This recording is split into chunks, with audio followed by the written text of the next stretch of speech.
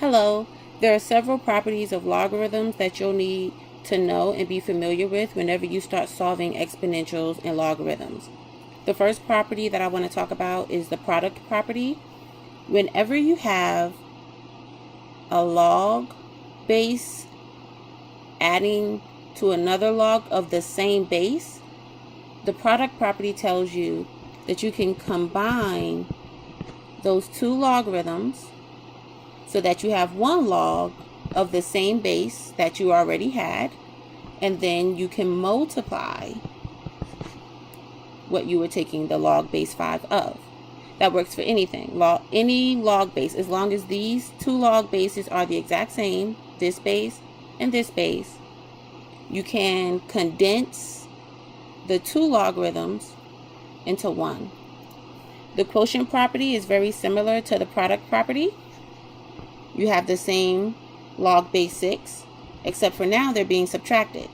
So instead of multiplying what you're taking the log of, you'll divide them. You'll be able to have x divided by 2. So now you'll have log base 6 of x divided by 2. For the power property, the power of the x can be moved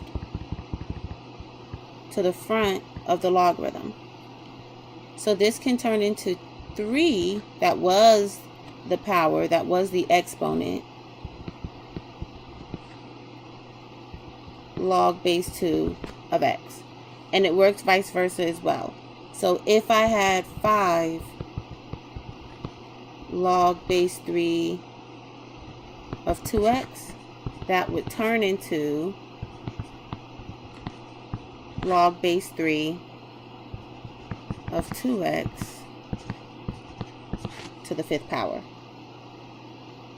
The change of base formula is not a property, it's a formula, but you'll use this whenever you have a logarithm with a base that you know, so it's not a variable, and you're taking the log of what is not a variable. So log base of a number, what you'll do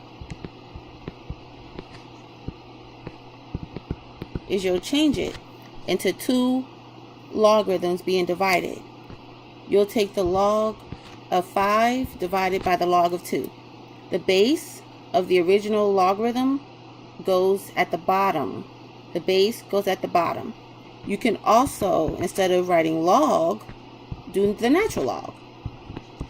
But what's important here is that the base goes to the bottom, and then whatever you were taking the log of stays in the numerator. This right here is called the common log. It's called the common log because the base is 10.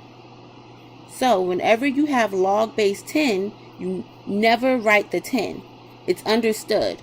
Just the same way it's understood that you have a 1 in front of x. The same way it's understood that x is raised to a power of 1 if you don't see it. This is written as just log of 100. If you have log base 10 of x, that is not written with the 10 there. It's just written as log of x. Natural log. The natural log is log base e. E is a number, 2.71. The natural log is never written as log base e. It's written as ln 6. The same way you never write the 10, you never write log base e. You change that log base e to ln. It's understood that ln is log base e. So if I have a log base e of 2x, that is really the natural log of 2x. When you have log base 8 of 8, any number, whenever the base matches what you're taking the logarithm of, that right there always, no matter what, equals 1. So if I had log base 10 of 10, which again, remember, you'll never see it like that. You'll see it as just log of 10.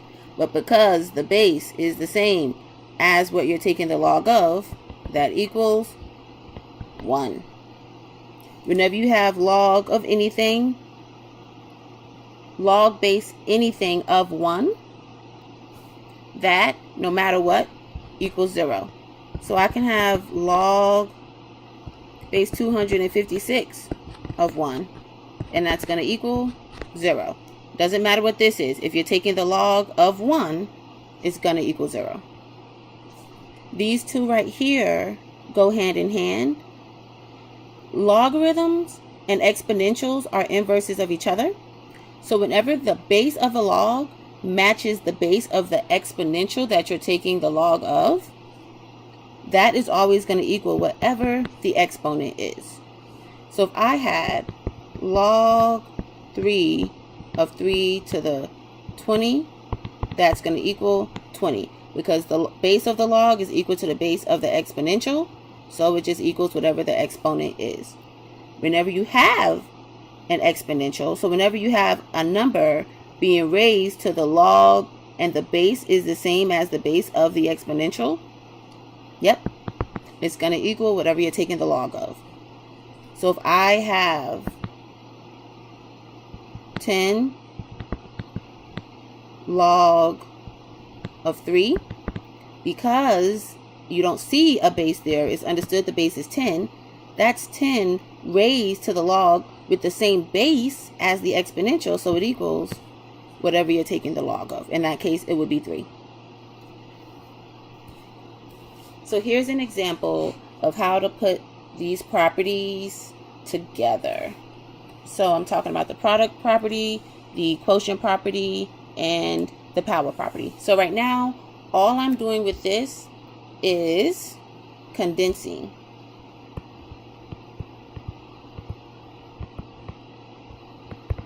That's all I'm doing. So the first thing I'm going to do is move this coefficient so that it can become the exponent that it originally was. So I'm just going to rewrite everything else. But now I'm going to write that as log of x squared. I see another coefficient in front of a log, so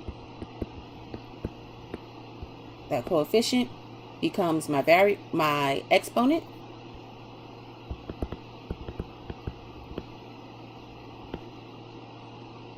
I see another coefficient.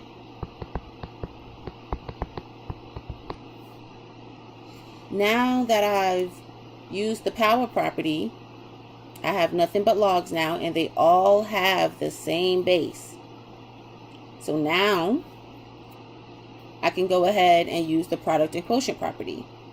So if I have positive logarithms, I'm going to multiply them. Those go in my numerator. And if I have negative logarithms, I'm going to end up dividing what I'm taking the negative log of, and it'll go in my denominator. So these will turn into 1 logarithm, same base, which is 10, so I'm not going to write it. This is a positive log, so that 3 will be in the numerator. This x squared is positive, so it'll be in the numerator. This 2 cubed is negative, so I know all of a sudden I'll have a denominator. This y is positive. This x to the 4th is negative. So that will turn into log of, I have a fraction, that's a 3, 2 cubed is 8, x squared, and x to the 4th simplifies to be x squared in the denominator, and then that y stays right where it's at. And all of a sudden, that is my answer. If you have any questions, please comment.